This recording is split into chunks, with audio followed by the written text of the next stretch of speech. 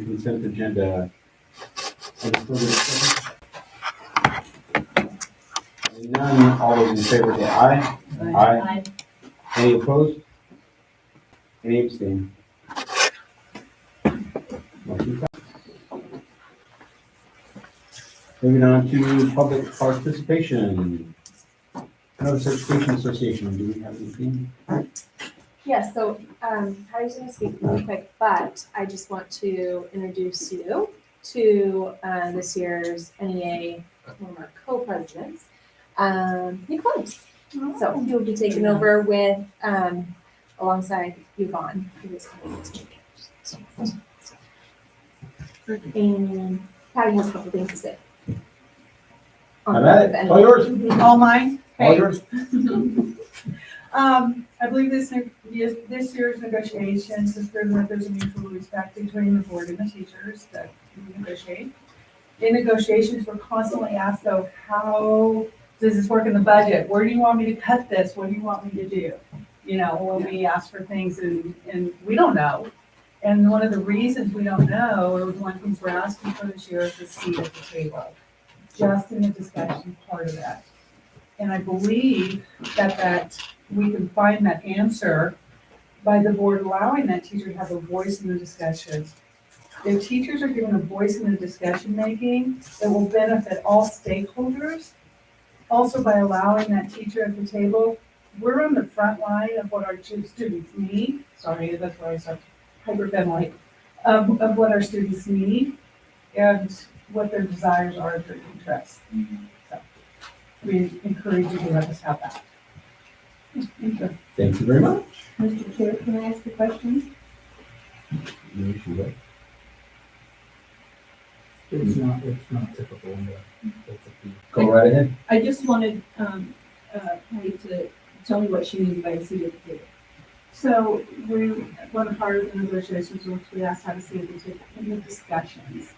Not like we're going to make decisions, we're a silent voice, but we just help them make those decisions too. We have an executive session, we will be discussing that. Non-voting voice. Yeah, okay. Non-voting. Thank you. Do we have anyone signed up to speak? We do not. Thank you very much. Moving on to information items. The good old FFA.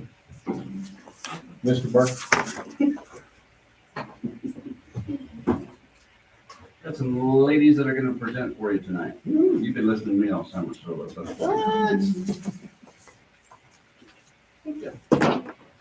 Hi everyone, my name is Sophia Sanford. I'm your Notice FFA treasurer. I'm Marie Limit, and I'm your Notice FFA secretary.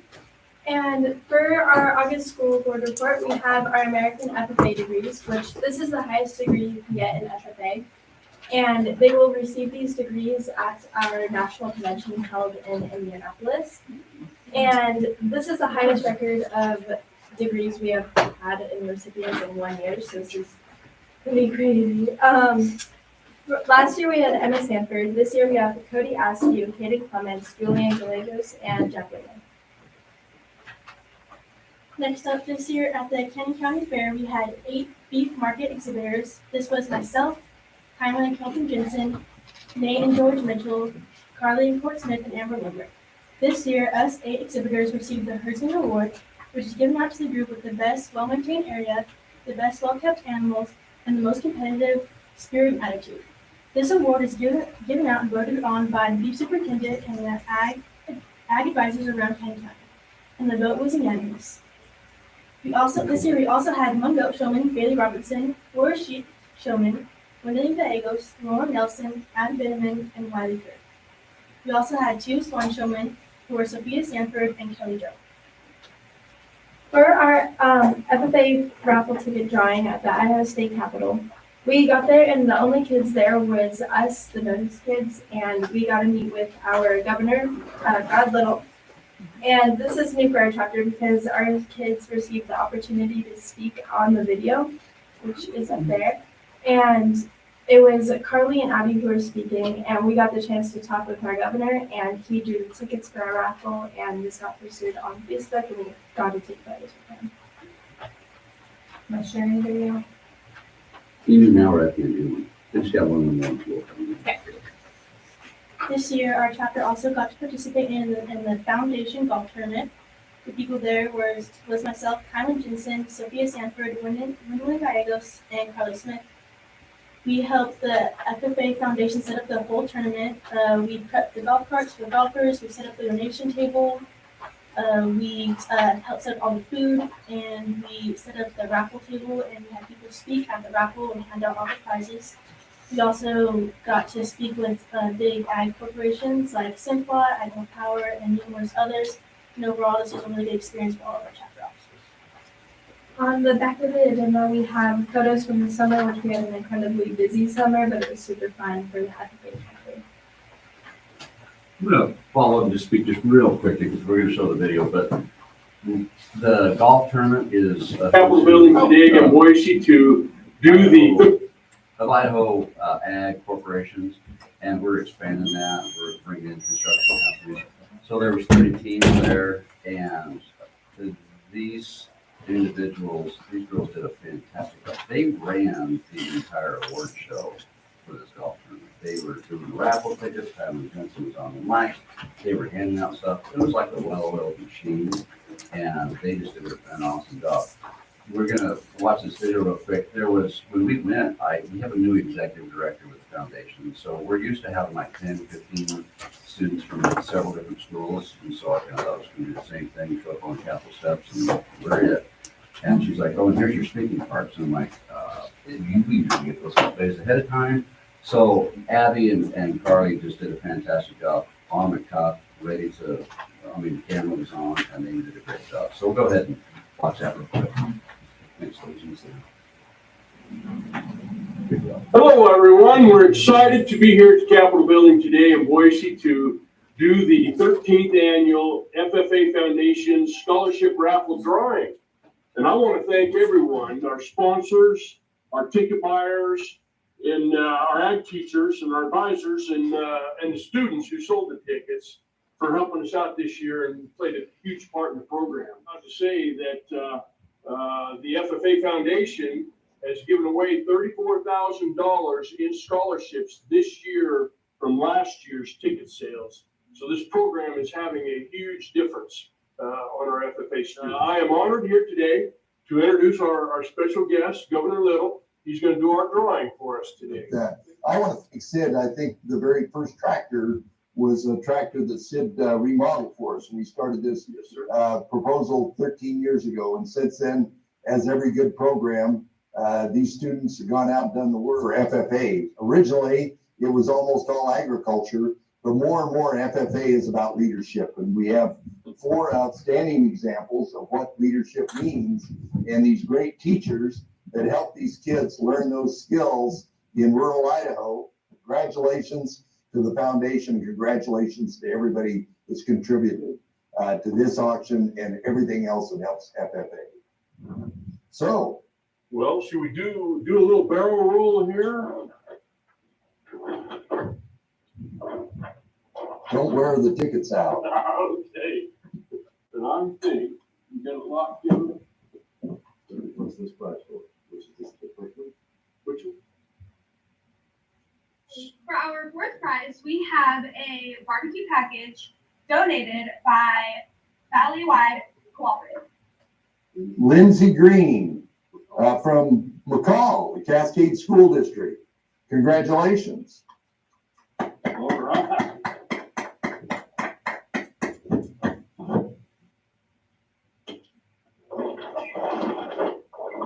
For our 3rd prize, we have a $500 gift card to D&B Supplies.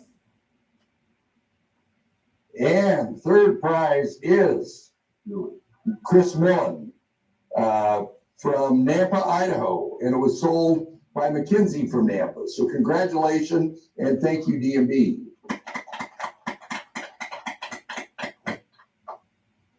For our runner-up prize, we have a Traeger grill donated by Campbell Tractor.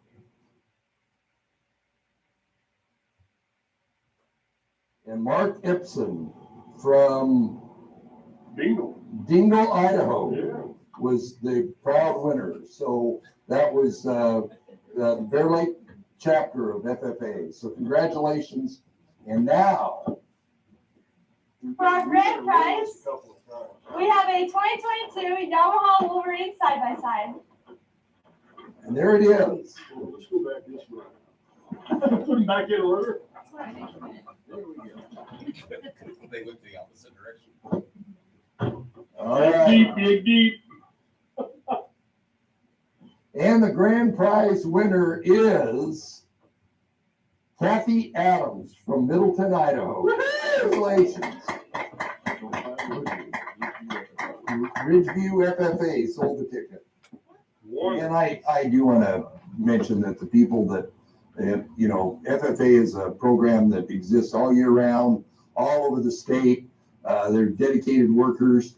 They come to the Capitol building and learn about state government besides all the other leadership. And it's a great program, and we're very proud of them. And congratulations to our winner. And thanks to the foundation, the people that helped the foundation on basically giving these students maximum opportunity while they're in school and then the scholarships afterwards. We'll have more next time. Congratulations, that's awesome. Thank you, sir. Kids did a nice job. Yes, they did.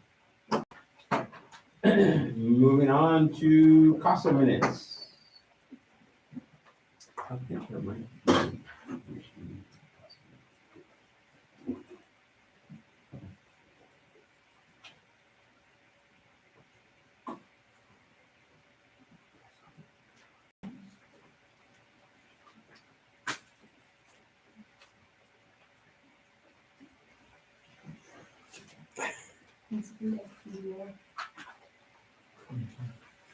This is the last book meeting, right? I think Sarah was there. I didn't think Sarah was there. I'll have to convert them when they send them. Called to order by Sarah, but I thought. It was OJ. She's like OJ. Oh, that's right. That's right. Nothing super exciting here.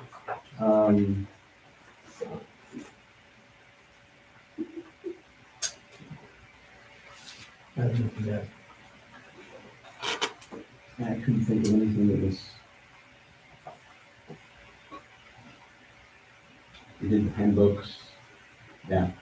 Does anyone have any questions about the document?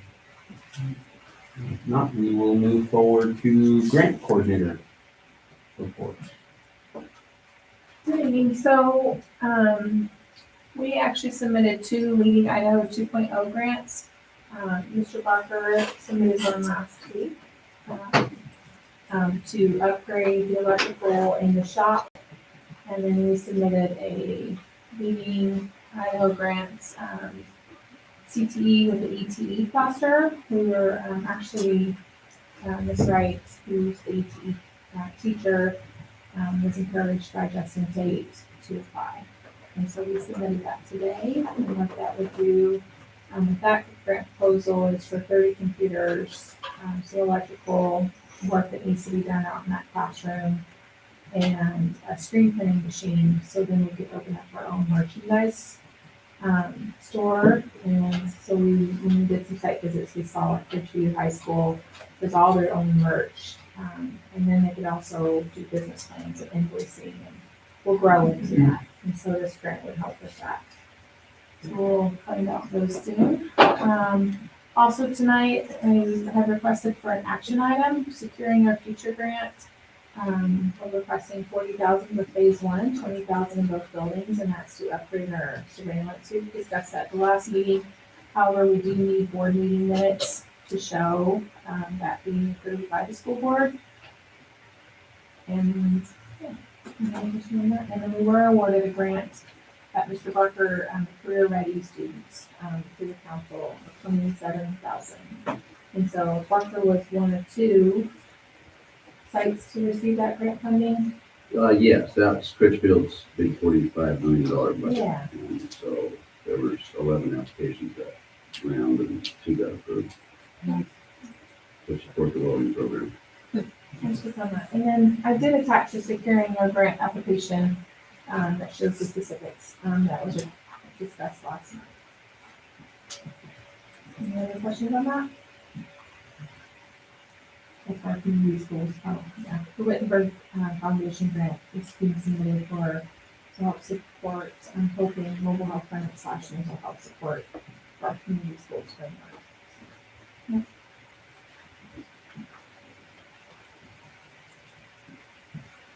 No questions? Okay, we'll move forward to the federal programs director report. Federal programs, so what was super exciting on Saturday, we were able to do a collaboration with our 21st century coordinator, Mrs. Greenleaf, our treasurer's teacher, Ms. Natasha, and our new community schools coordinator, along with Kara, our community schools coordinator, and they hosted a notice booth at this after school kickoff. We did it last year as well.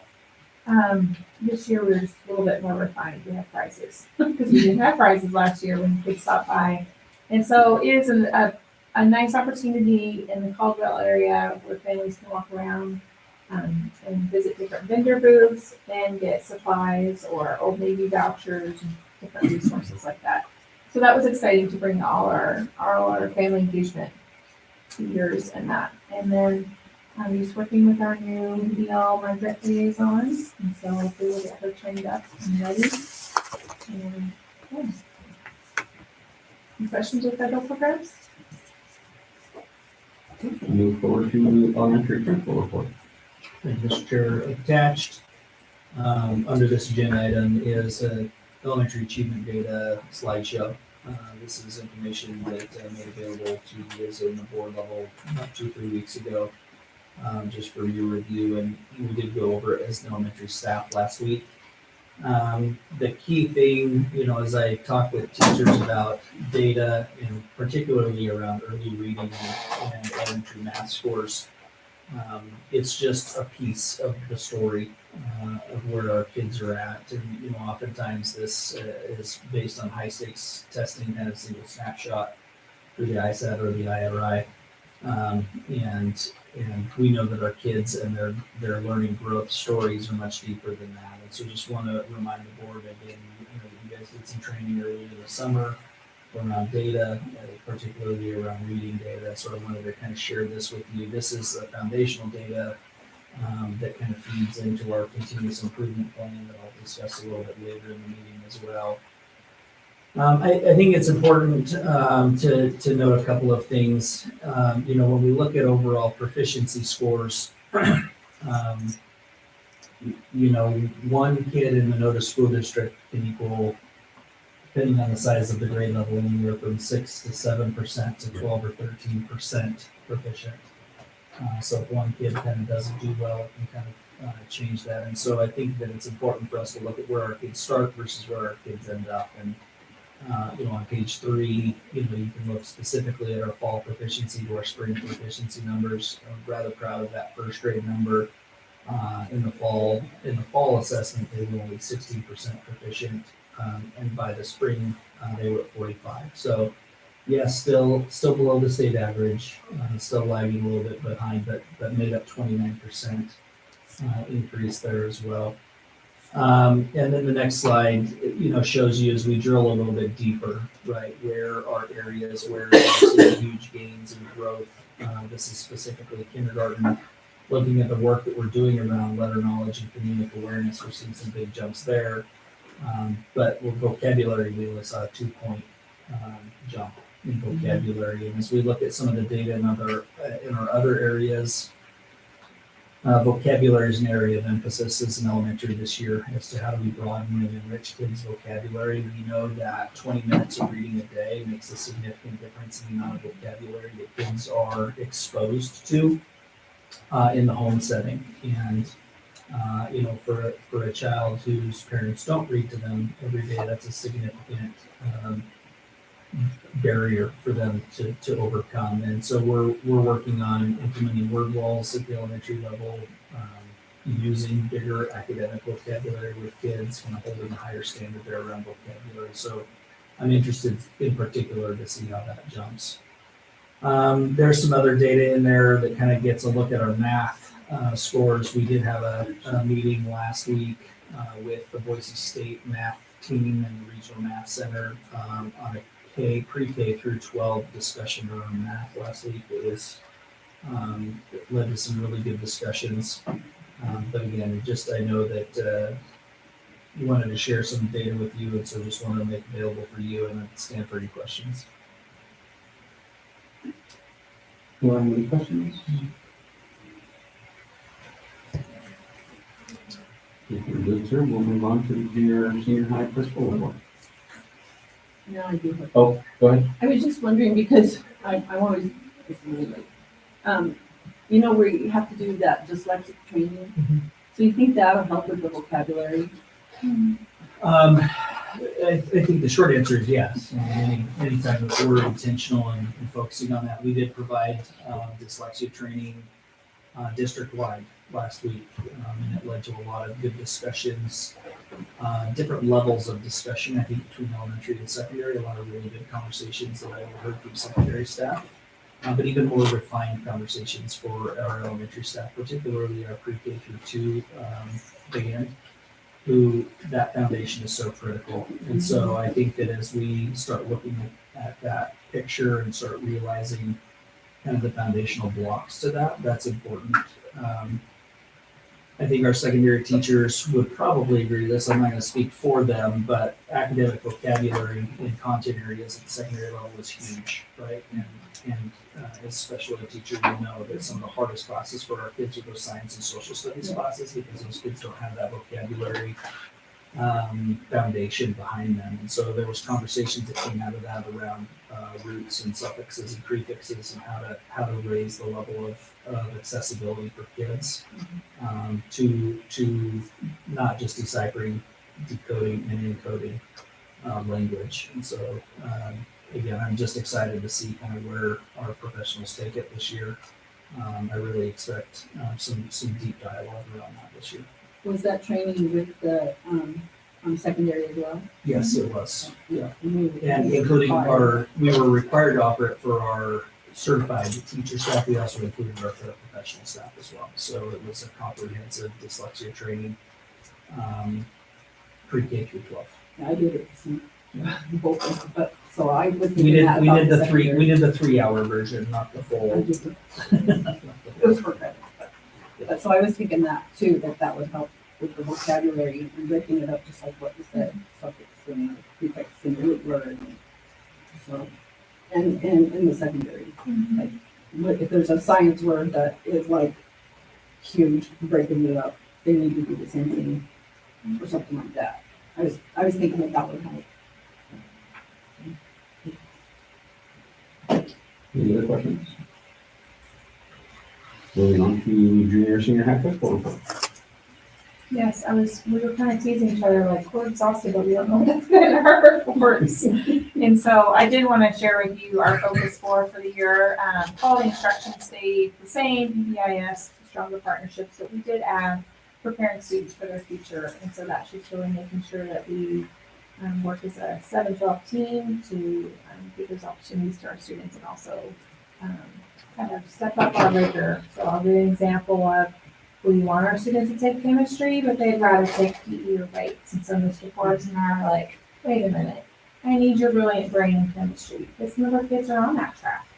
And so we just want to make sure that we're able to get that, but give those opportunities. And then also working with our student leadership groups, so FFA, our sources of strength, our student council, and providing some of that, stepping up our game with our sources of strength and things like that. So that's why we added that as one of the 4 pillars of things that we're going to focus on. And then accreditation's coming, so you'll start to see some survey data that I would like to share, and I'm hoping, yes, we're not up for accreditation the following year, but I want to use that survey data to set some goals and to do like a post, like, this is where we were September of 23, this is where we landed September of 24. So we'll starting to share some of that. Any questions? We'll talk more about the retreat this further down the agenda. Thank you. Anything further? We'll move on to the superintendent report.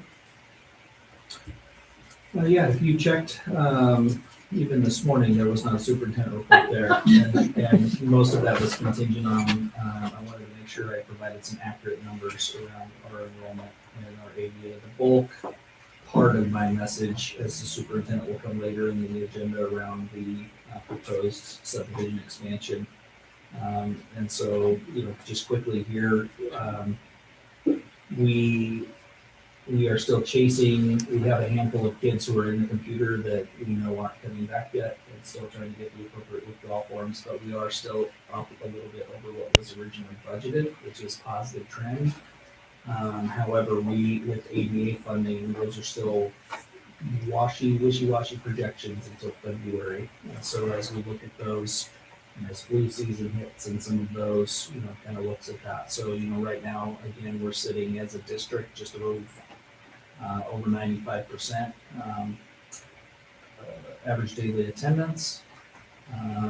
But once we figure out the 14 kids that weren't at school today, whether they're actually coming or not, you'll see that we are still receiving phone calls and questions around open enrollment, particularly at the secondary level, and the one came in just about 5:30 this afternoon. So, we're still continuing to look at that. We do have 2 elementary grade levels that do have capacity. 4th and 5th grade both have capacity. The rest of our grade levels at the elementary are full. It has created a little bit of a challenge for some families when we're accepting 1 child out of 3 because we have space in one grade level that are full in the others. And so they're choosing to try and find a school system that can take all 3 kids, which I wouldn't blame them for that, but it does create a little bit of that challenge.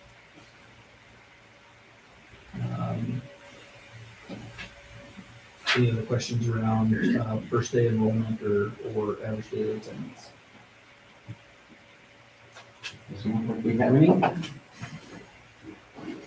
Moving on to number 6, executive session. Have a motion to go into executive session. Mr. Chair, I make a motion to go to executive session. Yes, please. Discuss IC 74-206, 1, B, and J. Do I have a second? Oh, no, I don't. Do I need to have a second? Yes, please. Okay. We'll give it to, who'd you give it to? Hardcastle. Hardcastle, okay. Because I was writing Nikki down, so. She was pointing. Any further discussion? If we will take Roll call. roll call for that, please. Trustee Baldazzo. Yes. Trustee Campbell. Trustee Sorrow. Yes. Trustee Hardcastle. Yes. Trustee Jensen. Yes. Okay, we'll go into executive session at 6:46. We can go and hang out in the college and career center if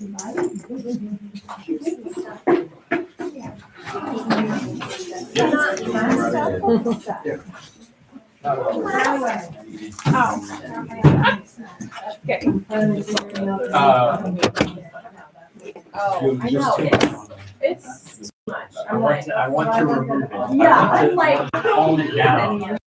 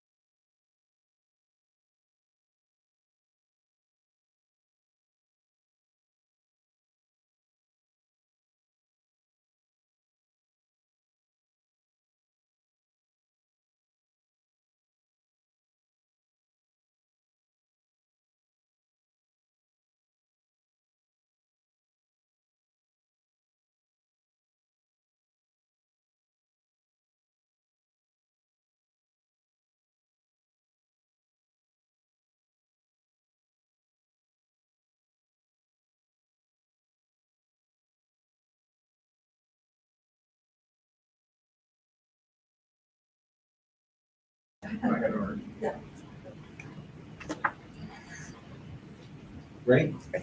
We will go back into session at 7:50. Going on to 6B, we have no action items as a result of executive session. So we'll go on to 7, old business. A second reading of ISBA policy updates. Do we have any changes to any of the policies? I just need some clarification on Okay. 4420.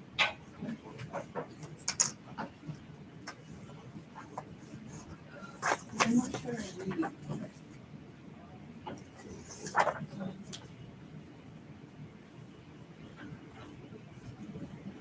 So the major difference here is that a lot of the language that's being stricken out of this is in some other policies is referenced in the bottom part of this. The biggest change functionally on a day-to-day basis is posting a notice at the entry of all school buildings that reads, this property is used by a school pursuant to registered sex offenders who have committed rights in upon providing your school property. Please contact this person or your probation parole officer for more information. So, we do have policy already on the books around sex offenders access to school events. We do have community members that this is active in the school community, and so the biggest issue there is to just put that at the entrance of our buildings, reminding them that, hey, this is a school. You can't be here unless please contact administration or your probation parole. Then you go down a little further under the prohibitions, then it says like 500 feet. And some of that's gonna be contingent on the nature of their arrangement, whether they're still on probation or parole, whether they're, again, being on this, registry can be 25 years old, right? And so, a lot of those restrictions may not still be in play, but it is something that we've had conversations with the school resource officer already this year about how to handle some of these situations with some of our family members, so. Okay, so then what needs to be posted then just says to contact a number. So we just have to post those. Yeah, so we'll create posters and we'll have vinyl put on the windows that very clearly articulate who to contact. And it will likely include, and we can make it even in policy to include county commissioner's office. In addition to probation parole, that's something that you'd like us to have. Yeah, That policy. It's, that's where our SLR is trying to. Correct. Yes. I think we should have something in that. So you're recommending making an addition, so it would be the school district at the telephone number, right? Or a probation parole officer or the county sheriff's office for more information. You got those changes? Thank you. Because ultimately our SRO officer is the one that, really knows about us and And he has contact, with people that as a school administrator might default to be the SRO as well, so. yeah, so that's a good addition. Specific regarding to this action item, I would request that, that we take any actions based on them as individual policies, not as a collective. Okay. Just put that out there. The other 3 policies, there's one policy that's tied to reform. This is the extracurricular activities drug testing program. Again, this is a standard ISBA template that a number of the larger school districts around the state have implemented. This policy that allows for random drug testing of their students and student athletes. Only one school our size in our conference in athletics has this policy on the books. We did not hear back from 2 additional ones, but the full majority do not include this on the books. And so it's just something that we philosophically agree that students should be drug free. It's an important part of their lifestyle. And it's part of the updates, and so we wanted to bring it forward for the board to consider reviewing. I'm sure you will also have asked for some more detail as to who and how many at our own conference level have that. Just because it's on the books does not necessarily mean that it's a requirement, but it does provide a little bit wider latitude around if there's a extracurricular athlete who is caught in violation of another disciplinary rule connected to illicit substances. It does provide a little extra layer to be able to keep that on the extracurricular side of things. And then 4140 is an amendment with the visitors to the school property. So again, this came out of this legislative session that essentially said that school districts cannot prohibit parents from visiting schools unless these conditions, right? So in several districts, as a standard practice, the general rule was if the parent says, I want to go sit with my kid in the second grade classroom because I'm mad at the teacher, right? The general rule was, no, you can't do that. We don't allow visitors in our school because it interrupts the learning process. The legislature enacted some legislation that basically said schools cannot prohibit it, but you can create conditions for which you allow for it and how you handle conduct or misconduct on campus. So 4140 is a policy that I would recommend that we adopt tonight on second read. And same with 4420, I recommend that we adopt on second read. 3400, I really defer to you as the board as to whether or not it requires additional conversation within the school community. Be a hot topic for some of our student athletes and their parents. Which one was that? 3400 F. And so if the board would like to push that to the third read, we can do some additional community-based education and surveys around that conversation. But I would recommend that we either table it or we can push it to the third read, but not adopt that on the second read.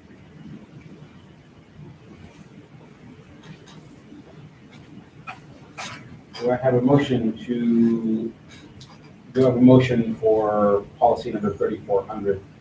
Do I need to do 3400F separately? We'll do that combined. Okay. Any motions in reference to policy numbers 3400 and 3400F? So we need to go to the second read on that. Third. Or I move that we go to third read on 3400, 3400F. Okay. I second that motion. A motion and a second to move policy numbers 3400 and 3400F to a third read. Any further discussion? Having none, all those in favor say aye. Aye. Any opposed? Any abstain? Motion passes. Do I have a motion in reference to policy 4140, community relations visitors to schools?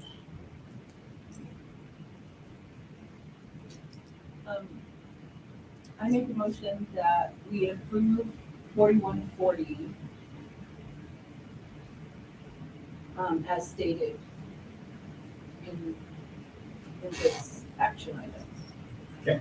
As stated. I have a motion. Do I have a second? Motion and second to approve policy 4140, community relations visitors to schools. Any further discussion? Having none, all those in favor say aye. Aye. Any opposed? Any abstain? Having none, motion passes. Do I have a motion in reference to policy 4420, community relations visits to district property by sex offenders? Mr. Chair, I move that we approve 4420 with the addition of adding the Canyon County Sheriff's Office to the posted notice at all entrances of the school. We have a motion and a second to approve policy 4420, community relations visits to district property by sex offenders, with the addition of Canyon County Sheriff's Office to the posts around the school building, school property. Yes. Any further discussion? Having none, all those in favor say aye. Any opposed? Any abstaining? And I meant to say aye, sorry. Got it. Thank you, ma'am. Moving on to new business. Mr. Chairman, Go ahead, sir. I would like to ask the board's consideration to move item 8L, the FFA calendar events up the list.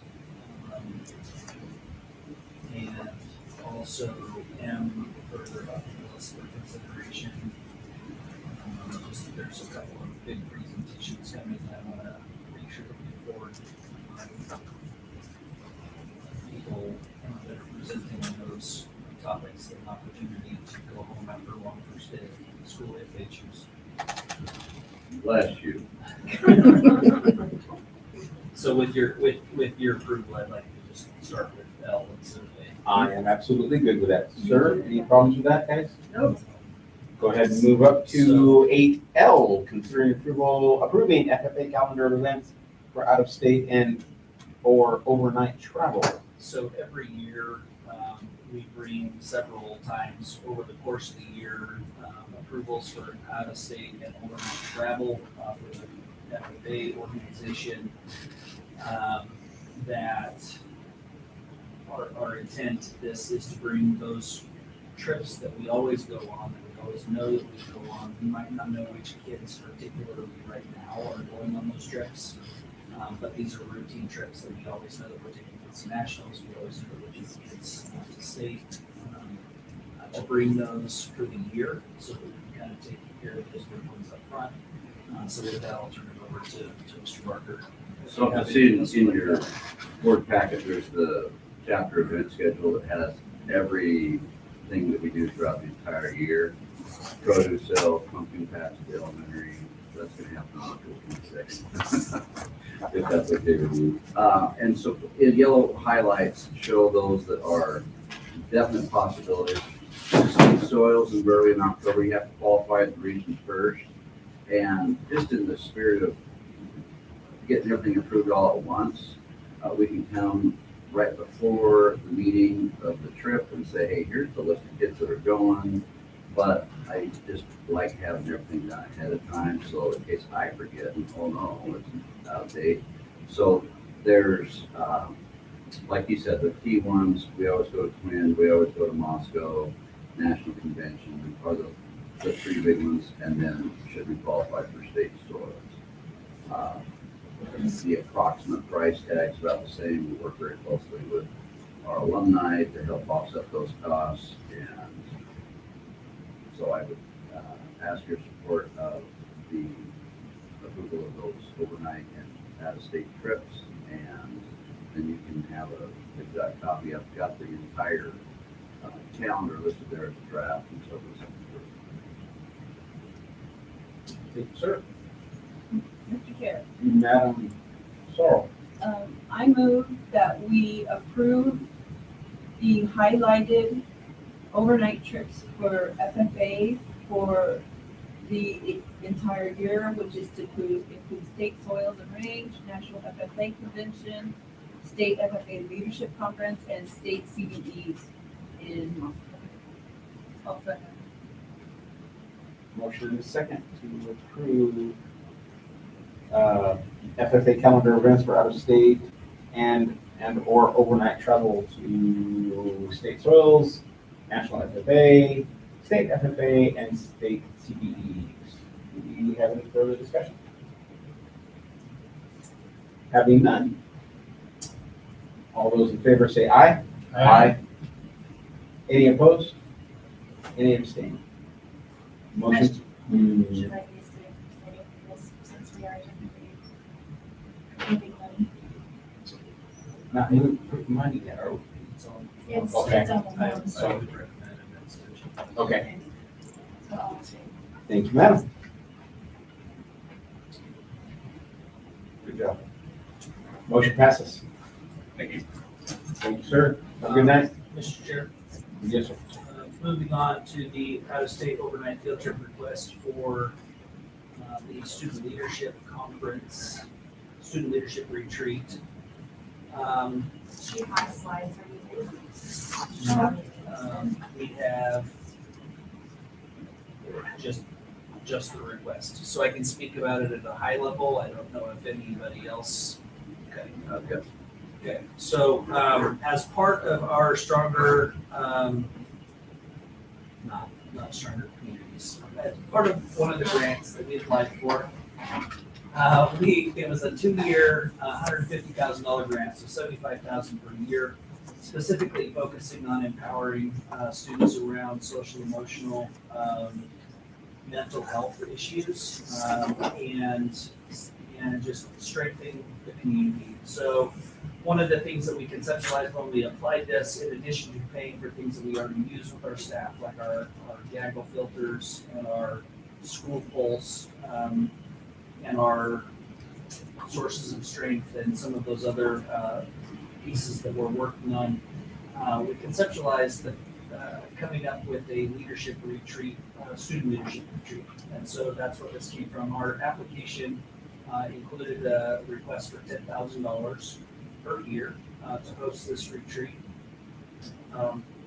And the intent was to pull together our student leadership at the secondary level to really empower them and train them on how to make a positive influence in their school community. And so this is kind of the first for us.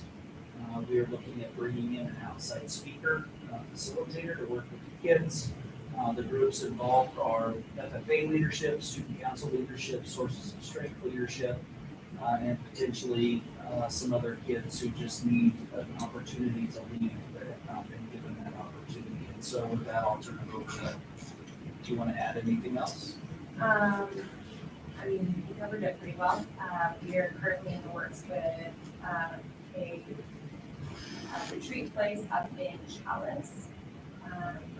That is in our budget, and we also have a connection through Ms. Streifel. She attended an event there this last summer, so she speak on the quality of the place. And we have already started a tentative agenda of what those meetings consist of. Which will be a lot of team building and brainstorming and having the kids have a big voice in what happens in our school. So, Yeah, we're working to the nitty gritty, looking at somewhere between the numbers 24 to 28 kids. Faculty going, myself, Streifel, Patty Peterson, and Jen. And then thinking about logistics, so I catering logistics include feed that emails for that meals. So we're going to be reaching out to the community. We'll have access to an enclosed trailer, but we start thinking about the coolers for the drinks and boxes of runs, boxes of chips, and all things that go with several meals and breakfast and the whole 9 yards. It's going to take some manpower and pick up. If I'm going to be driving something, whether it's one of the vans or a yellow bus, because I'm ground certified now. So working on that, the logistics, you have to pick the menus, but when it comes down to let's go buy groceries, it makes the personnel to get that right. Correct. And so this comes from a grant then, right?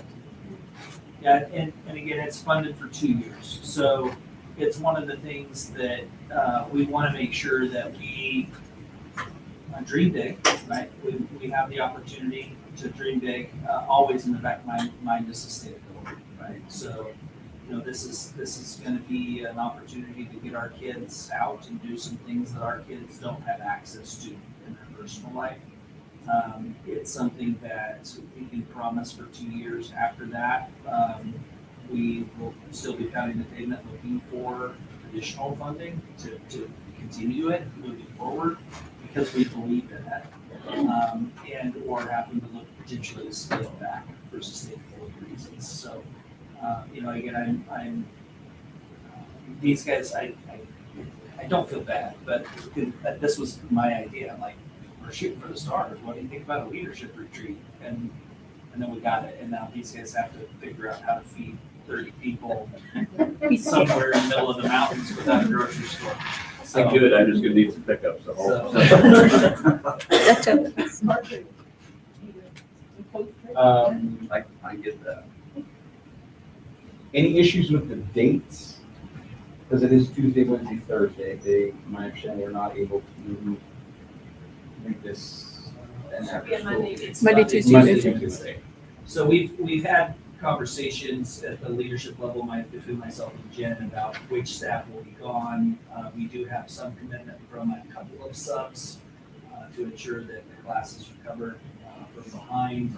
Again, we do have grant funding to help pay for subs for that, and so if we do have to double up teacher classes or pull some people to help cover, that funding will cover that. Ideally, we would have loved to do a Thursday evening through Saturday evening retreat, but with sports schedules and other schedules and everything else, those kids are all busy. Because we have a bye week in football that week, we have a very specific narrow window where we can slot them in. So again, we're committed to kind of utilizing additional classified staff to help make sure that our kids are taken care of without undue burden to the school like possible. Do I have a motion to approve the overnight travel for high school student leadership retreat? Go ahead. You said that it would help cover. Does that mean we would be paying for something? No, at this point, again, if we have to pay, if we have a sub every day for those 3 days for that, it's $115 a day, that will be paid for out of that sub or out of the grant funds.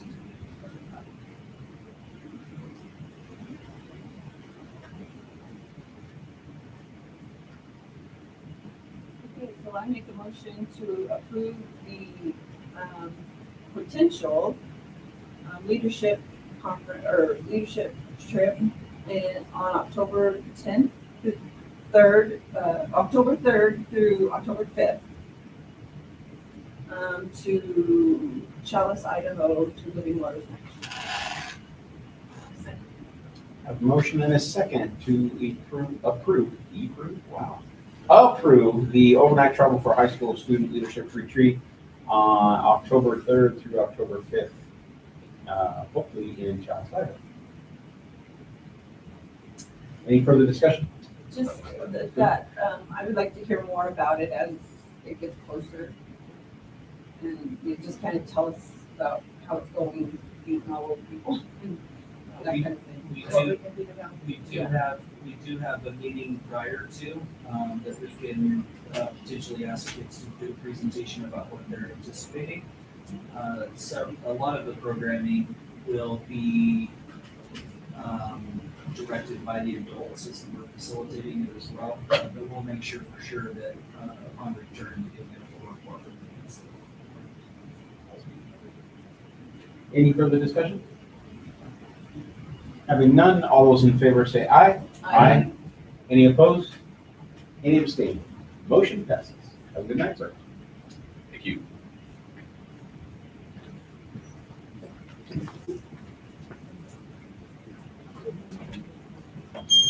Moving on to consider approval of transportation route zones for policy 81. Go ahead, sir. At this time, we do not need action on this item. We have not made any changes to our safety zones, and currently Brown Bus is continuing to refine our stops based on registration forms filled out by ridership. I anticipate bringing this back again in September for full approval. All in all, considering a brand new bus company taking over our system today went relatively smoothly compared to what it could have. There has been some challenge, we have a handful of people that filled out forms that didn't need to, and so we built stops for kids that don't exist on the actual bus routes. New drivers, if they miss a stop, it's a country mile, come back around, pick kids up, and so we've had some of those glitches in the system. We do have a bus route that has about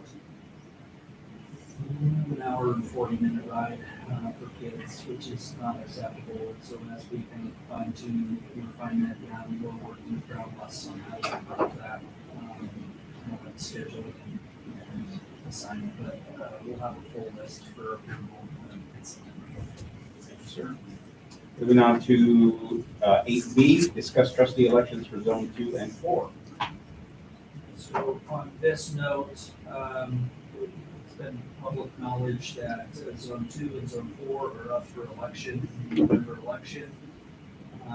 We posted a link on our website, but we were informed that it was not working, and so that has been remedied. And so currently we are we sent out some information electronically. We have not sent out a mailer, hard mailer to registered voters, but we have talked about doing so. So there's no action item on this. I'm just curious as to the direction as the board. Just guidance on how you want us to go about additional advertising. Anything? What's the deadline on them getting their petitions back in? September 8th, all paperwork needs to be filed in the county clerk's office.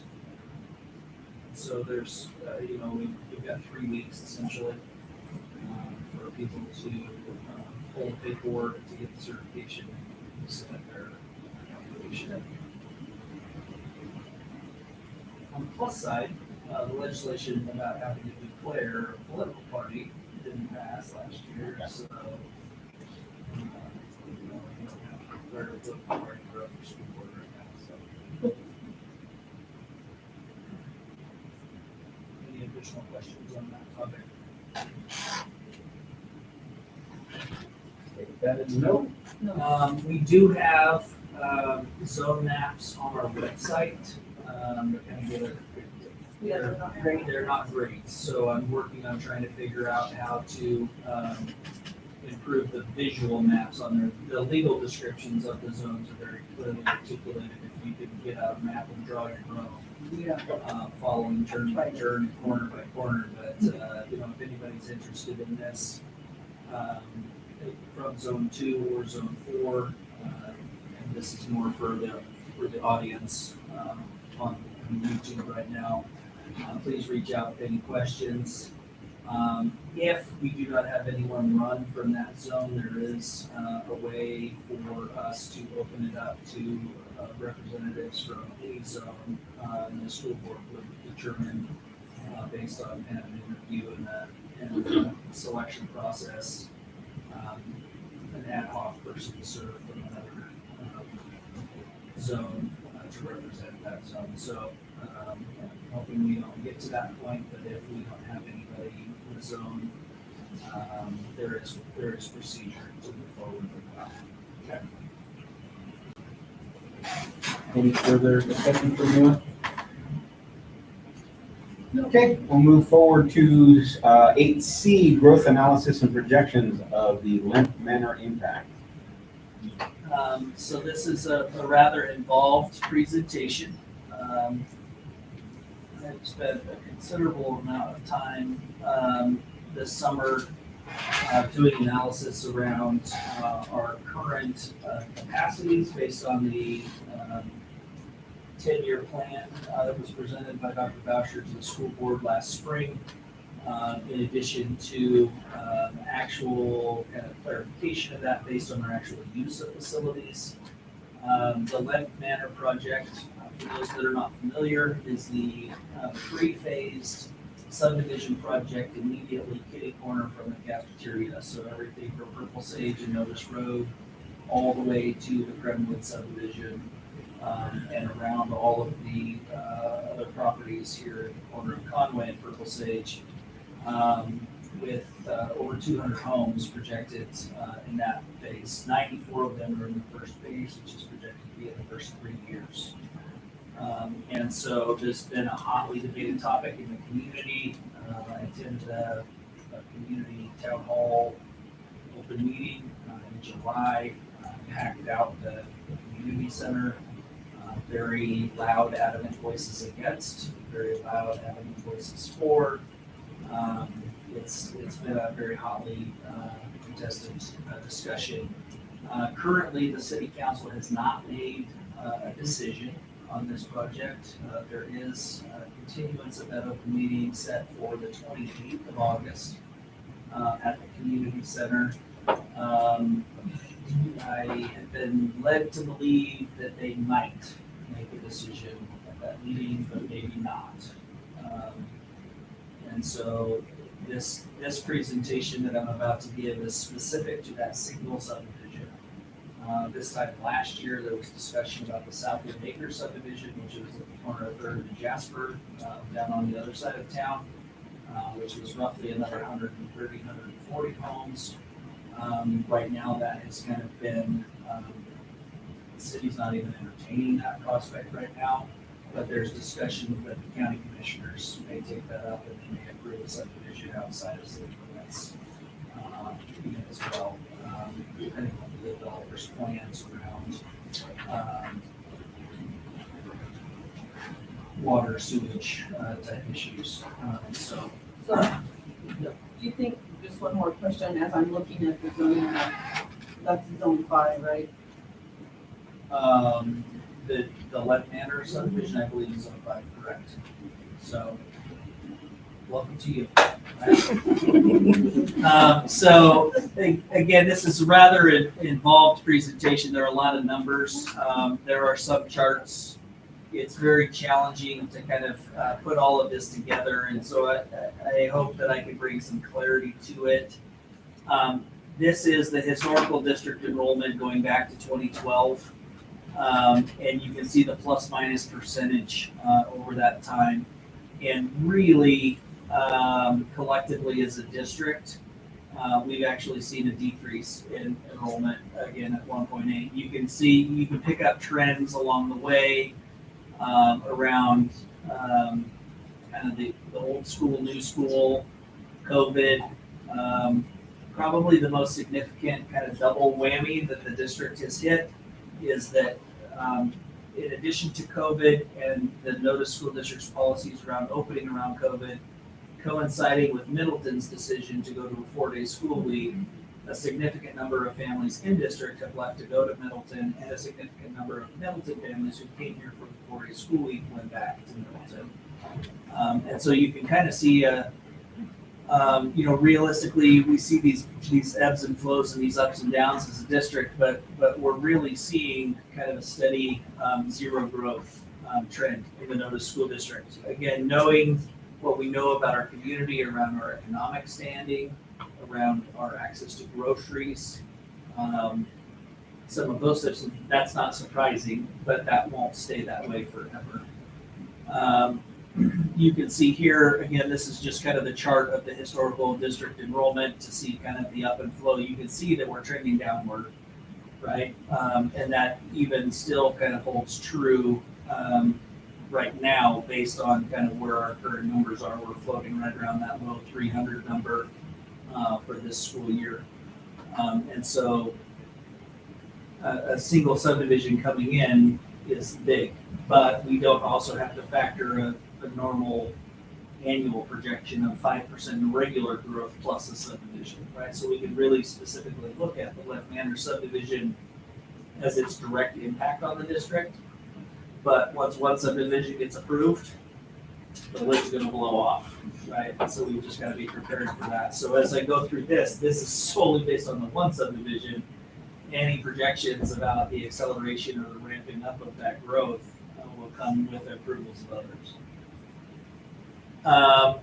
Canyon County population per household, you ask a lot of people and there's a lot of feelings that there are a lot of kids and a lot of homes in Canyon County, but the census data shows us that really we're still looking Canyon County, we're at less than 3 people per house, right? So if you look at an average of number of homes in our school district, that average should still be about 3.15. That means an average of 1 kid per house, right? So in a traditional nuclear family, that's a mother, a father, and 1 child, right? We obviously know that our district demographics do not match that in a lot of ways. But from a projection analysis perspective, from a model perspective, we still need to focus on that 1 kid per house as we start looking at growth. A significant number of superintendents around the area have been talking about the challenge around growth now is that the majority of people that are moving into some of the school districts around us are retirees that are coming from other states and are not bringing children with them. And so where there used to be a time that when there was growth, it was 2 or 3 kids per house moving in. It's 0 kids per house moving in. And so that makes it a challenge. So here is the projection model for Lent Manor, and this shows you by year, right, of how many new homes and total number of kids, right, at 1 per house would come in during those years. So here you see the first year, 24-25, which is next school year. They're projecting 93 new homes in that subdivision. We divide it by 3, right, because it's a 3-year phase. And then we take kind of our current enrollments and break it down into percentages and say we can project that we will see a total of 31 new students next year from the subdivision. 10 of them will be in secondary school, 16 of them will be K through 5, and 4 of them will be 6th grade, right? And so down here, you can see the percentage impact on our district. I'll raise this up so people can see in the back, right? So next year, 31 kids is a growth rate in our district of 9.5, right? You can see down here, 10 years down the road, 1 subdivision is making our district grow 68.6%, right? So that means for every 3 kids that we have, we gain 2. Any math teachers in the audience? Did I get Nope, I'm not math this year. So we take this look, right, at a scope, right, and depending on approvals, depending on the market, depending on economy, like there are a lot of things that can factor into this, right? That can actually slow it down or can actually make it explode the other direction. And so you can kind of see we're on a track based on the best projection model I can come up with.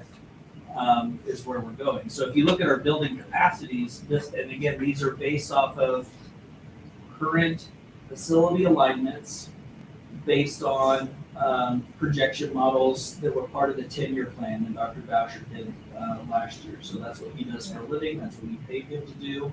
He does it for other districts. And so our building capacity in the elementary, right, is 192 students. This is looking at our average, what our ideal class size is, and the variance of class size between the preschool program, which requires you have to have one adult for every 12 kids, versus the 6th grade classroom, which right now I think our number in 6th grade is 23, according to board policy, right? This is taking our ideal class sizes and doing that, right? Our actual number of kids we can stuff into the building is much bigger than this, but this is kind of ideally. And then again, you look at the secondary school, this building has a lot more capacity based on class sizes. Again, based on the average number of class sizes based on that ideal board policy of 33 kids per grade level. That's an average of 17 kids per class. You look at all of our empty class spaces, which we don't have any, right? In the building, we can fit 242 7th through 12th graders in this building, or any kids in this building. And then we have capacity in the portable, again, for 44. So that's an average of 2 classes of 22 kids per class out of the portable, giving us a total capacity of 478 kids. So again, think back to my presentation earlier. We're sitting roughly about 305-ish We were at 328-ish last year. That's K through, right? This is pre-K through. So if you add in another 20, 24 kids, you get our preschool number. So 350, we have capacity for about 120 kids, if they're the right kids, right? If they're the wrong kids, we're out of capacity. So here you look at that by, it's a visual graphic. Again, this is those numbers I just went over here, 192. And you look at those projections moving forward as to how many kids fall in each of those grade levels, right, per year. It shows you that we are at capacity in our elementary school next year, right? That we're, if we hold true. Now, our actual elementary numbers are not 192, right? We're a little lower than that right now. But if we were there, we would be at capacity, and we would be over capacity moving forward to 9 years from now, 10 years from now. We would be significantly over capacity in the elementary school. In this model, we have space in the secondary school to accept all of the kids projected in that model to come to the secondary school and fit in the building and still not use the portable, right? So this gets at the issue of discussions this time last year around 6th grade and space at the elementary school. And at what point will we as a district have to address where does 6th grade belong and where do we want it, right? Because it is space. The same goes for preschool, right? Where does it belong and where do we want it? Because those significantly take up space in those classrooms. So again, this is configuration A, right? If we stay in a pre-K 6 model at the elementary, we stay in a 7-12 model at the secondary school and don't use the portable, right? Then we're going to need additional space in our elementary building, in particular by 26, 27, right? So that's still 3 years out from now, right? Configuration B, again, this would be the concept of moving the 6th grade to the portables, so they have their own space separate from the 7th through 12th graders, but they would not be in the elementary building. It still shows you that based on this projection model, even 6th grade outpaces that space by 20, 30, 31, right? So even 6th grade moving to the portables, that buys us a few years, but we will still have to come up with a solution. Middleton just put in how many new portables? 4 for students. 4 student portables at $1.2 million a piece. 1.5. What, after you pay for all of the hookups and the staffing and everything else, it's $1.5 million to add a portable on a school site. So even here, if we were to add a portable to fit more 6th graders in, we're still looking at needing a minimum of $1.5 million. But we still have this overcapacity issue in our elementary school, pre-K through 5. Right, so here's a different configuration. This is with the conception of moving the preschool to the portable, right? So that they're in their own space out back. They maintain a steady number the whole time. Buys us a little bit more time in the elementary school, right? But we're still looking at being significantly over capacity by 27, 28, right? So the end result is that we're on the clock, right? When this gets approved, right? Whether it's this one or the next one, at some point somebody's going to approve the subdivision for Novus School District. At some point, it's going to mean that we're going to have to address it as a school board and as a school district in order for us to adequately have enough space for kids, right? So this is if we conceptually, again, if we were to include just moving the 6th graders anywhere over across the street, right? There's a lot of reasons for, a lot of reasons against, seniors and 6th graders, a whole different, issue there. But you can see if we move the 6th graders, including the portable, to the secondary school, they're still at capacity and not over capacity 10 years down the road, right? Again, this is just, Middleton paid $1.5 million for portable. This gives you an idea of based on each of those configurations, and you can download that presentation if you want to look specifically at it. as to how many classrooms we will need by year in order to make that happen, right? So E is for elementary, P is additional portable, right? So we would still need 2 classrooms at the elementary school and 1 classroom in portable. We would still need 3 classrooms at the elementary and 2 classrooms in portables, right?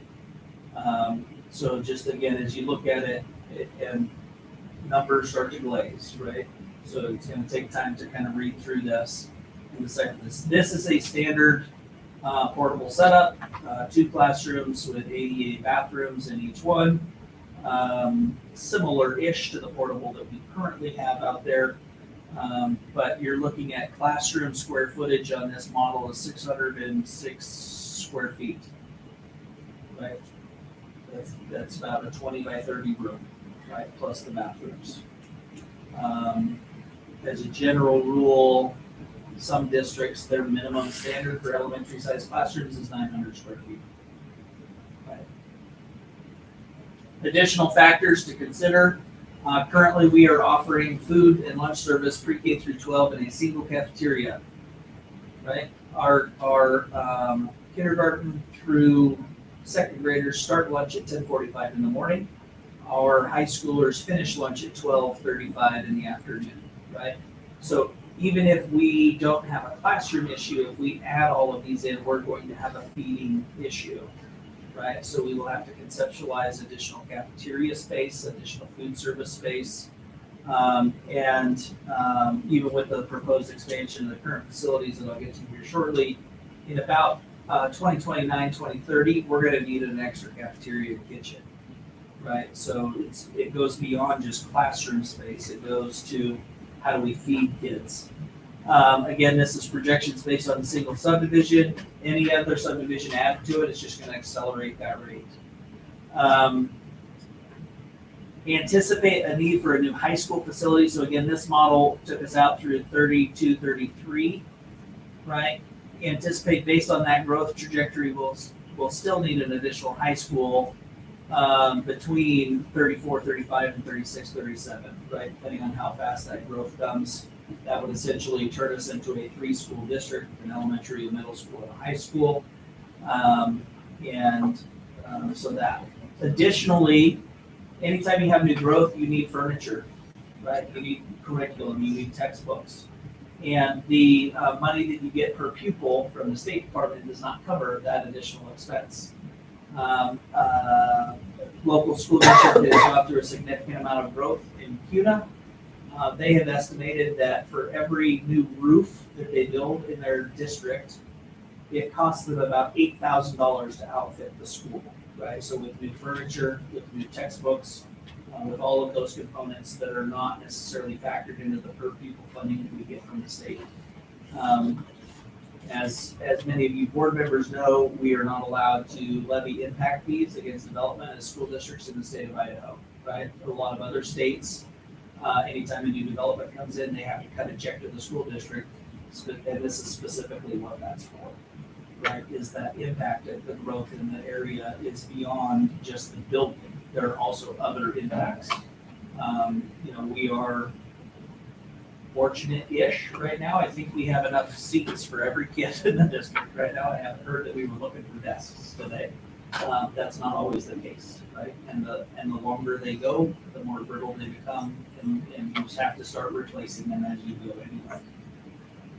And then at some point, even to maximize the use, an adequate office space for the district office will probably become an issue in 27, 28, right? As we need to start utilizing office space in this building and or other building where we have people shotgunned everywhere, just kind of warehoused, we are going to have an issue. Now, is that something that we need a brand new building for? No.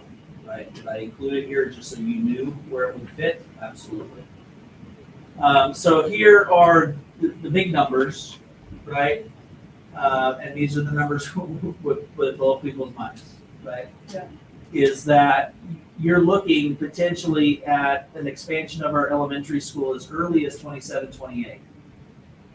Okay, so that's open in 4 years, which means that construction needs to start in 2.5 years. right? That estimated cost of that elementary expansion is $6.3 million.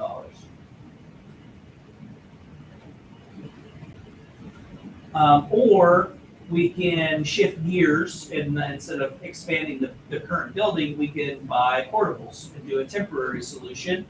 And again, we will still need part of that in 27, 28, and part of it can delay a couple of years. But in the same time frame, you're still looking at needing to spend $5.2 million on portables, right? So if we're looking at going out to our community and asking them to pay $5.2 million for portables, we should probably just go out and ask them for 6.3 to expand the elementary school to meet capacity, right? Again, updated district office maintenance shop.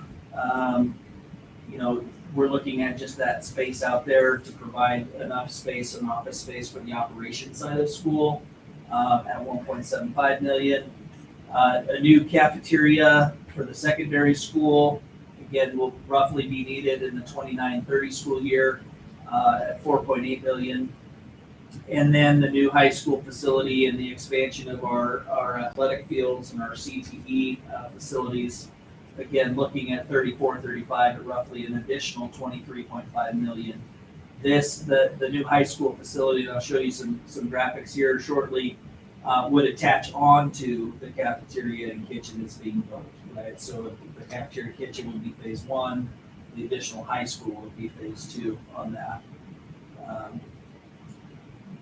So conceptually, again, numbers are a lot, right? Especially in table form. And so I wanted to provide, what do those numbers get you, right? And how does it play into? So this is a rough sketch of the expansion at the elementary school. Again, this would obviously go through design work, architect, teachers, how to do some of this. But this is essentially connecting the current building with a breezeway through to a cafeteria expansion, right? So this would expand the cafeteria, would buy us a few more years of being able to serve pre-K 12 out of the same facility.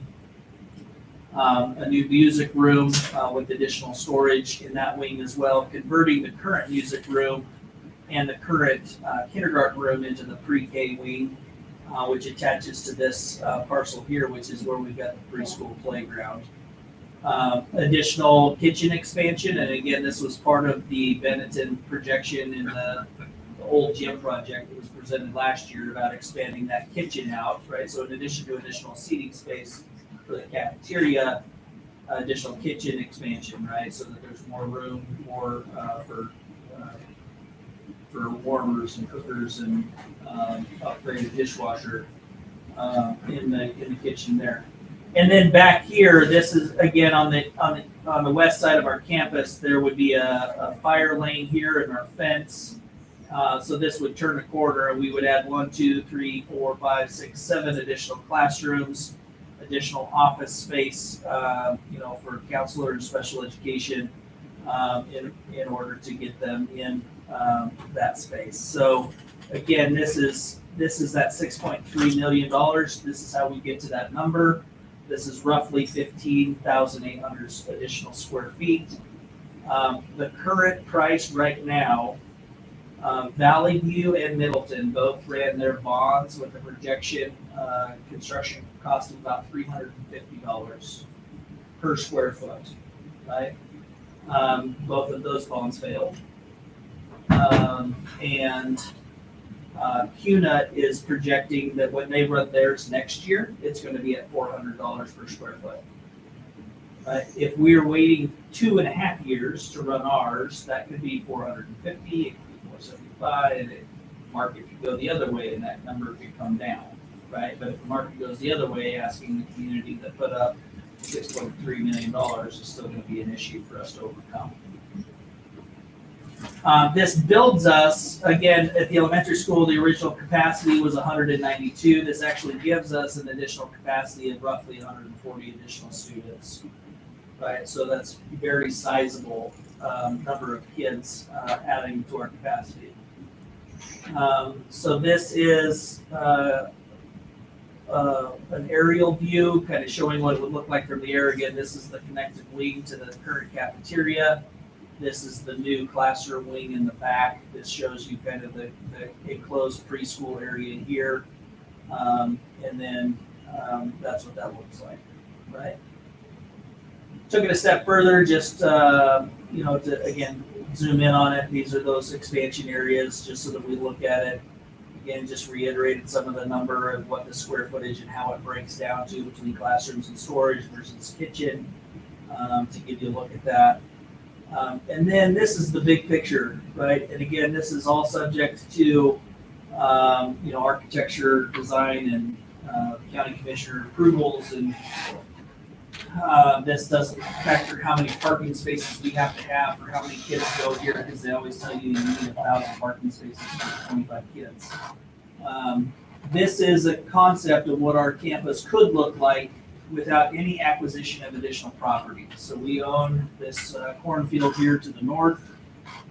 This is a vision of a new high school here with a new track and football field here, practice field here / soccer field, a new baseball facility here, updating the softball facility here, adding to the ag department with a livestock show space here, and in addition to this. So, again, you put in the roads, you put in the parking, all of those types of things.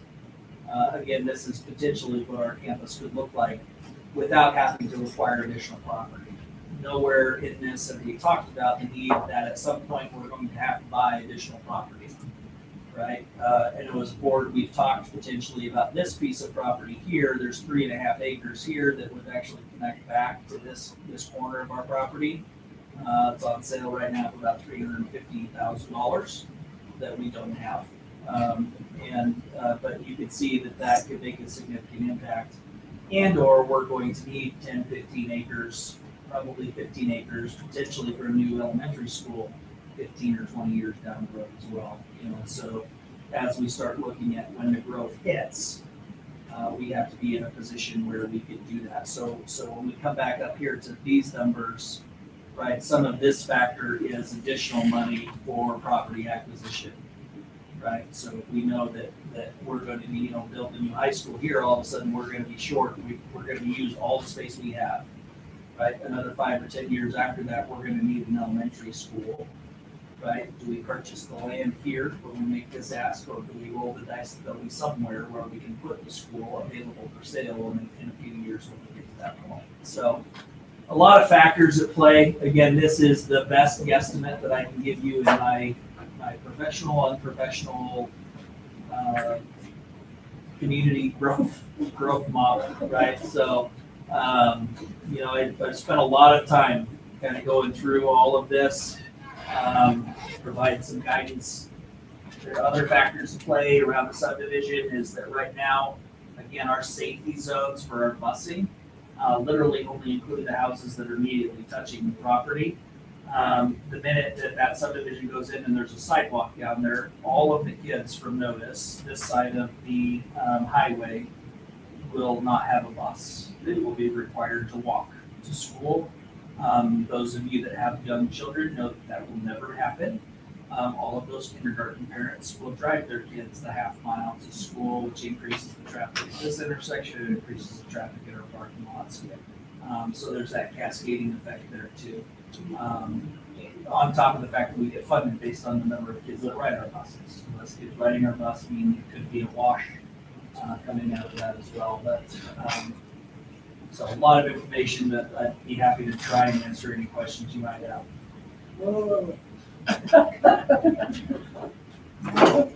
Micah, I want to thank you. I asked you to do this, to look into this last month. I appreciate all the hard work that you put into this. And it's scary.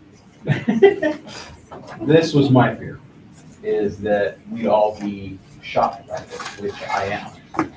I expected to be, but not to this extent, but better now than we have to do it next month. I'm really not, I don't think I'm shocked. Yeah. Because I've seen over at Middleton, the housing developments, like every time I go out, there was a new there's a new, subdivision. And so I see that, and so I'm thinking, well, we're right next door, thinking they're gonna come over here. So, I think I'm not shocked. That's good. That's good, always shocked me. Anything else, folks? Not right now. I'm betting money you're gonna get something later. Move on to eight D. Eight D, continuous improvement plan review and discussion. Yeah, so just wanted to remind everybody that we're required to submit our continuous improvement plan to the State Board of Education by October 1st. So we will have a draft of that ready for you in September. Again, this plan is on our website. It includes our metrics that we measure. A majority of those are tied to early literacy, some math checkpoints. It also includes our college and group career readiness scores from the PSAT. SAT, it includes some other things. And so, again, keeping in mind that, kind of our unofficial goal of wanting to make sure that we talk about data on a routine basis for this school year, that's just a preview. That we'll be looking at some of the data that I presented already tonight, specific as to what our goals are based on those, compared to state averages, compared to focusing on growth. Right, as we move forward. So just a quick update to expect that. We do have a, and this ties into the next topic even. But we do have a board committee for continuous improvement plan. Chairman or Trustee Hardcastle, I believe you sit on that committee. Expect that we'll have one or two of those meetings probably accelerated this next month. Just to kind of review that. What was the deadline on the? October 1st, we have to have it submitted.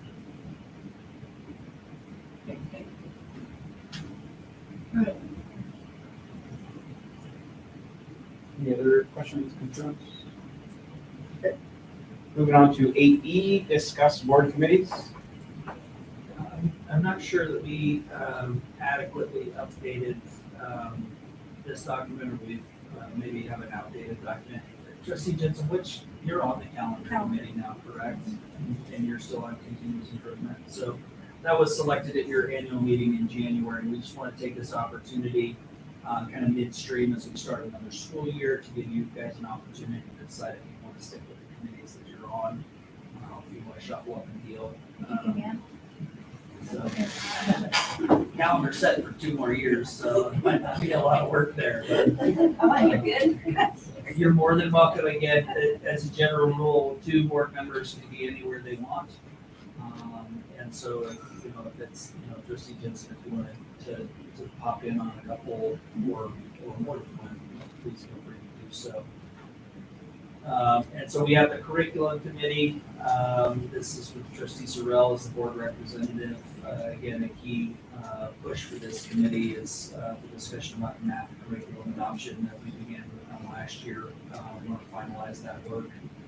As I discussed earlier, we had a good conversation with Boise State math team about how to engage in conversations about strategy and philosophy tied to the curriculum that we choose. So there'll be some discussion about that coming up soon. Again, calendars have been chosen for the next couple of years already. Continuous improvement plan, there's a lot of work to do in the next month. Then we want to make sure we revisit it routinely as well. And then the safety meeting, Chairman Baldazzo sits on that, and then the building and grounds team. Who wants to change the? I'm good with where I'm at. I want to be on the calendar committee. Because it's done. It's done for you. Nice. I just got put on there, sorry. If somebody does want to choose, I know with Trustee Hardcastle leaving in January, it's a position that we're going to definitely be able to. So, if somebody wants to consider going to that one also.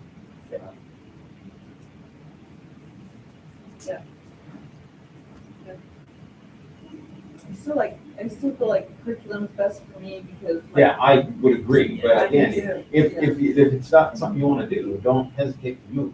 I'm learning 3 new math programs this year, so I got math covered.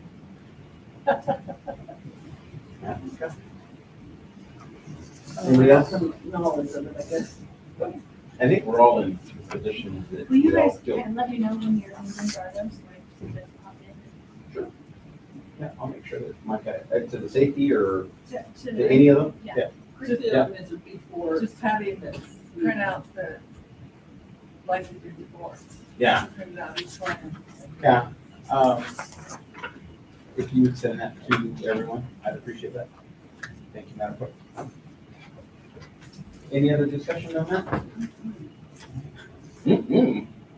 We'll move forward to 8F, consider authorizing application for securing our future grant for $20,000 per school.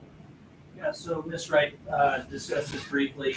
The state has made available safety and security money coming in 2 phases. The first phase is an allocation of $20,000 per school in the state to be used for safety and security. For notice, that means $20,000 for the elementary and $20,000 for the secondary schools. When we submitted the paperwork, they said they needed a board action that says that you accept the application to apply for $20,000 per school for a total of $40,000. And so this money is going primarily to update our surveillance system with our cameras. And so just bringing that up to speed. And additionally, part of the grant is looking at perimeter fencing. So we've got a couple of possible perimeter fencing options. Roughly, we're looking at about 30,000-ish plus for the cameras. We received a fencing bid for just the preschool playground area of about $11,000 or $12,000. And then to secure the elementary perimeter fence, that chain link is all kind of going in some places and kicked over. It's about $23,000, $24,000 for that. So that's more than $40,000. A little bit. So we won't spend more than $40,000. But that's just phase 1. We've been told to expect additional phase 2 money.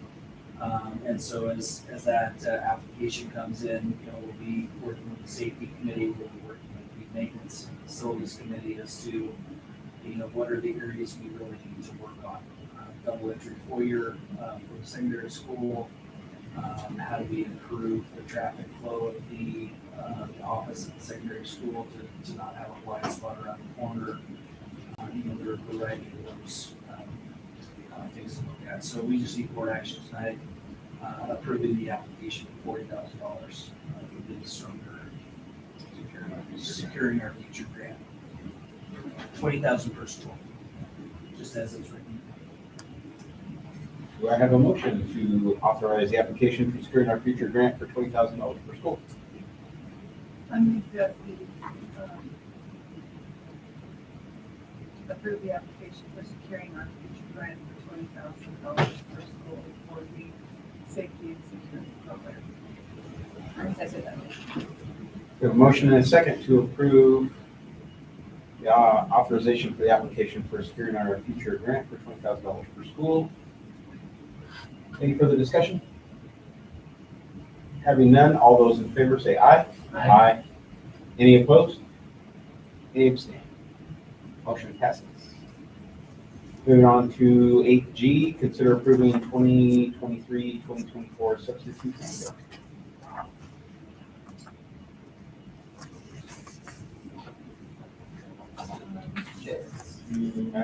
Madam Searle.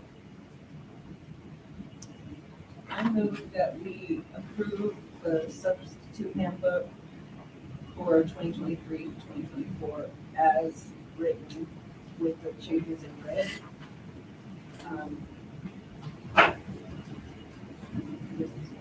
Okay.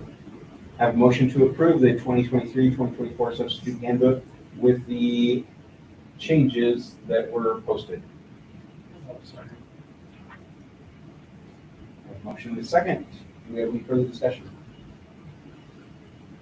All those in favor say aye. Aye.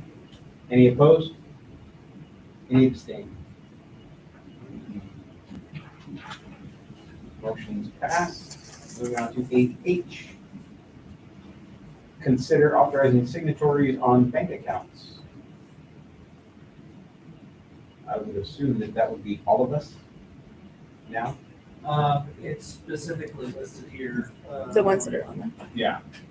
To remove Tasha Burnett, who is our former elementary admin assistant, and add Piper, who is our new assistant, and to authorize trustee Jensen on board. So we just need a board action to send to the bank these signatures. Do I have a motion to authorize the signatories on the bank accounts? I move that we send the changes to the bank.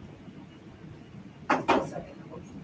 A motion and a second to approve the signatories on bank accounts. Any further discussion?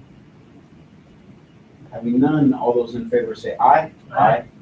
Any opposed? Any abstaining? Motion passes. Moving on to 8I, consider authorizing debit cards for student body accounts. Go right ahead. This is a topic that was brought up last fall, and it was kind of tabled until we were able to kind of get some time underneath our belts for Donita and myself in our new roles.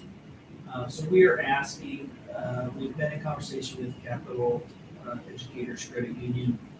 It is possible for us to issue debit cards for each of the student body accounts. So that's the high school fund that is managed by high school principal and bookkeeper, which is Rachel Sanford. Additionally, the elementary account, which is managed by myself as principal, and this person is the admin assistant bookkeeper over there.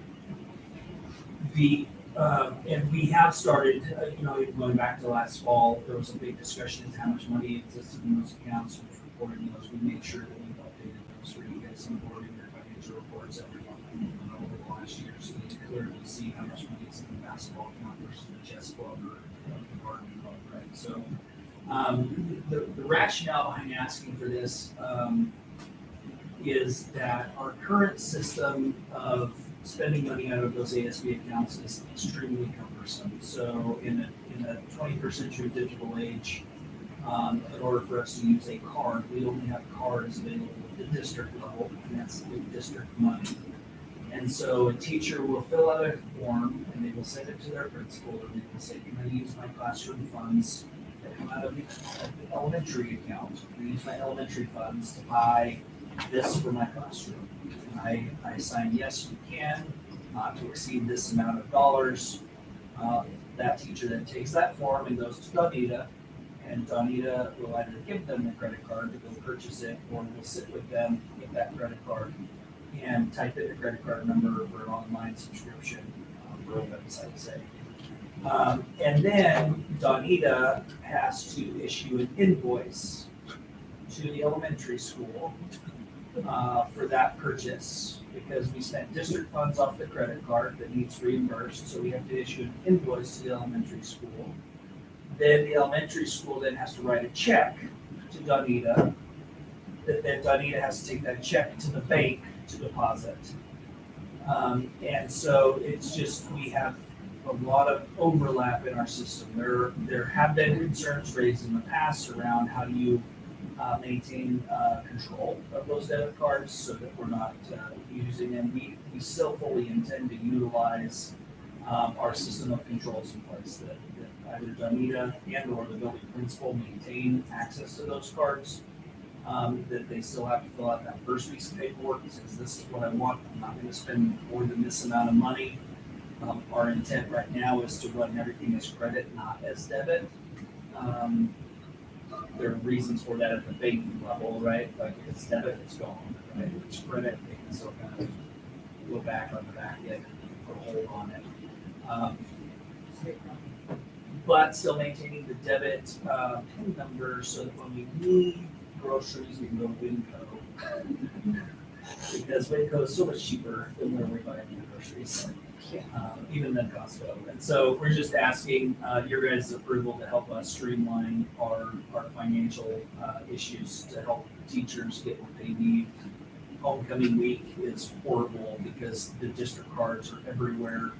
And then maintenance trying to get a hold of the card to buy gas for the lawnmower. And then, we ran into several issues last year of around the time that we're trying to do things, we don't have enough money on the card because we have to pay for hotels and airfare and all of these types of things. So we're just asking for approval. In order to issue those, we need a board motion to approve debit cards for student money accounts for both the elementary and high school. So you, Just 2 more cards? Correct. So one for the high school, one for the elementary. And would it just be the district card or whose name's gonna be on this card? It would be the school, so it'd be elementary or Those secondary. elementary school and those junior senior high school. my question is along those lines, do we have, I mean, you mentioned the ABM or maintenance needing gas.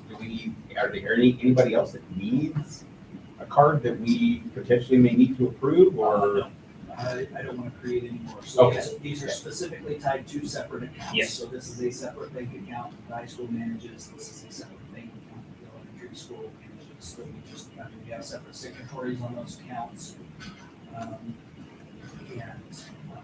So we still want to keep that very As narrow. long as whoever's using that card has a pin, they can use that card.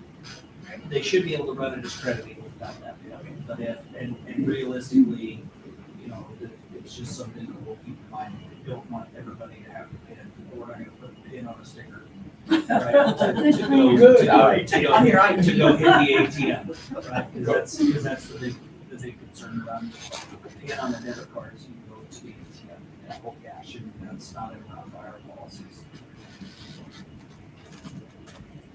Any further questions? Okay, do I have a motion to approve the authorizing debit card for student buddy accounts for the elementary and the high school? Mr. Chair, I'd like to make a motion to authorize 2 more debit cards, one for each side of the road to cover student body accounts. Those better. I have a motion and a second to approve the authorizing of 2 debit cards for student buddy accounts to the elementary and the junior senior high. Any further discussion? Having none, all those in favor say aye. Aye. Any opposed? Any abstained? Motion passes. Mr. Chairman, we had a duplicate on the agenda, so we skipped letter J. Jay. Woo-hoo! Thanks for moving it forward so quickly. Moving on to 8K, consider approving the MOAs for CASA. Mr. Chair, so attached to the agenda are 3 of the memorandums of agreement with CASA. One is for our exceptional child, which is our special education. One is for the career technical education programming. Those are the standard MOAs that the district has been responsible for, and we just need to formalize the approving of those so that we can sign it and put them on the record with CASA. The additional one is we are now required through the State Board of Education and the State Department of Education, CASA employees are required, because we carry them on our books, to also have a contract with us. So we have an additional contract that states that they have a contract with us to do what their contract with CASA says that they'll do. So CASA is still the fiduciary agent, they still pay their contracts, so our contracts with CASA staff do not include any financial obligation. It's basically just a contract that says these people work for CASA, but as individuals, they are also under contract with us to fulfill the duties as part of that contract with CASA. So this is something that we had to do last year and the year before, I believe, in the spring. So it's really a formality of just the approval of all 3 of those MOAs so that we can get those contracts on record with CASA. So Do we need those individually or can we do them as a group? you can do them as a group as long as you name them. It's in motion. Okay, do I have a motion to approve the MOAs for CASA for the Notice CPE, Notice Special Ed, and CASA employees contracts? Mr. Chair, Madam Saul. I move that we approve the memorandum of agreements for the cost employee contracts, the exceptional child memorandum of agreement, and the career technical education memorandum of agreement. Have a motion and a second to approve the motion, the MOAs for CASA. I hope you have everything else in writing. Thank you. Any further discussion? Having none, all those in favor say aye. Aye. Any opposed? Any abstained? Motion passes. Moving forward to 8N, review and consider amending policy 1500. Mr. Chairman. Go ahead, Superintendent. Policy 1500 outlines specifically the location and time for your regular board meetings. And there had been some discussion as to, does it always need to be at 6:15? So yes, it does, unless you change this policy. So currently, the policy reads, unless otherwise specified, all meetings will be held at the secondary school building. Regular meetings shall be held at 6:15 on the second Monday of each month. So we just wanted to provide an opportunity for you guys to discuss that as a board, as to whether or not you would like to consider moving your time to a different time on the second Monday of each month. Technically, you can rewrite that whole section and hold it anywhere in the district. The sixth Tuesday of the month.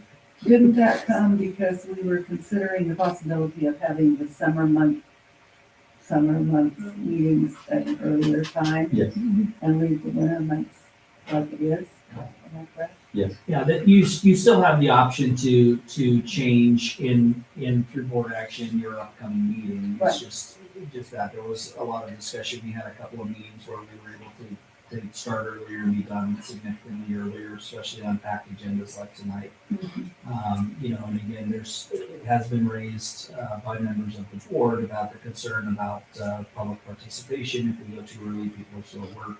That's true. And some of those types of things. And so, I have seen boards start as early as 5:30. I've seen boards start as late as 7. So 6:15 is an exact split, of some of that. We wanted to provide an opportunity for you guys to have a discussion as to what you felt was best, not just for your individual schedules, but what's best for your representation in the community. So we want to make sure we put it on the agenda for you to have that conversation. I like consistency. I like it at 6:15. I can get here on time. Like where we have it. I don't see any need to change. I don't have an issue with that. I mean, the only time that I really enjoyed coming in a little bit early was in the summer.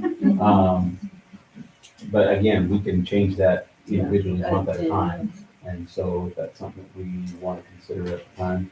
Other than that, I'm really good with it because I want to make sure that citizens have an opportunity to be here. And not everybody gets off by the time they can get here, but at least they have that opportunity. So it looks like we'll leave it where it is. And moving on to 8O, discuss ISBA annual convention. I know I would like to go. It is in Boise this year. So it's local. The dates are the 15th, 16th, 17th of November. So 15th to the 16th to the 17th. correct. Yes.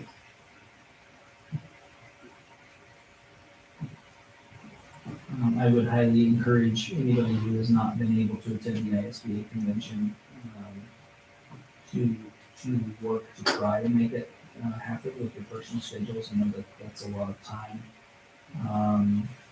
It's a good opportunity to hear about things that are relevant to you and the work that you do. but also to sit with other school board members from across the state and talk about, hey, how are you handling this issue where you're at? Right? And you can sit at the same table with big districts and small districts and teeny tiny districts and, so it's a perfect opportunity given the fact that it's in Boise. It's much easier for us to attend. You can still be at your family functions and with your kids in the evening. So, again, if that's something that you're interested in, please let your clerk know so that we can make arrangements to register you for that convention. Is that something that you take one of the little buses for? If we need to, we can make sure that everybody's got a ride. Whether that little bus will be available with other schedules. can be a challenge. I know I won't be able to take the bus because I have to work in the mornings, but I plan on driving myself each day to class each morning. So again, no action necessary tonight. We just want to make available in your slate magazines that you guys should have received. There's some information in there regarding that convention as well. So. And I believe this year with our new ISBA portals that we had to sign up, we're actually supposed to sign up ourselves, are we not? Yes, but they haven't put the registration out till Yeah. sometime this week. Sometime this week, yeah. Yeah, if you need assistance, we'll help you. Thank you. And if I could just interject, also September 7th will be Region 3 meetings at Swan Falls High School. I have signed up to be there. We do need to register this year. We did not end up registering to go to the convention last year. Yes. So we got there and Coeur d'Alene and they're like, we don't have you on the list, but come on in. We'll make badges for you. Yep. So, Who's planning on going to Regional? Regional is, Region 3, November, it's September 7th At 5:30. at 5:30 at Swan Falls High School. They're providing dinner or something. it's the Meridian? It's the new high school in Cuna. The address says Linder Meridian, but and it's Cuna. Columbia. Linder, Yeah. and that's it. 5:30. Okay, Yeah. I'll make a deal. I'll walk in my car, somebody will drive. I mean, 5 people. 3, 4, 5, yep. I was planning on leaving from here, so I can get up here. I can go for you. That's cool. November 7th. September 7th. Oh, September.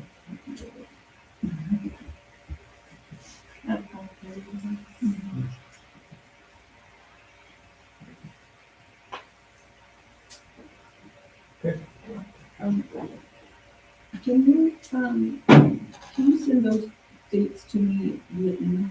Sure. To all of us? They should, both of those should be in your book, their magazine that you just got tonight. Yeah, and there was a email too. Yeah. You should have gotten an email from ISBA. Yeah, from ISBA or from. No, ISBA. ISBA. Hey, I can't. Please don't do that. Just search for them. Yeah. They're still there. Yeah. It comes from Rosanna Marca. Well, Roseanne did send something. Yeah.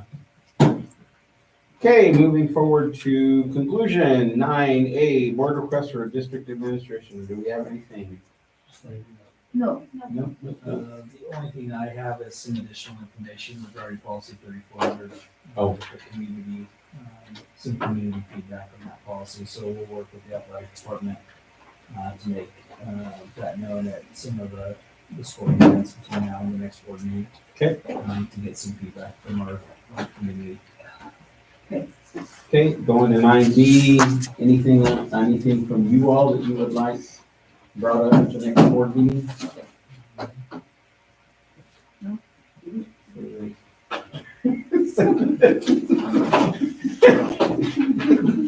Go with no. Do I have a motion to adjourn? I'll make a motion to adjourn at 9:17. I have a motion to adjourn, 9:17. Do I have a second? Do we have a second?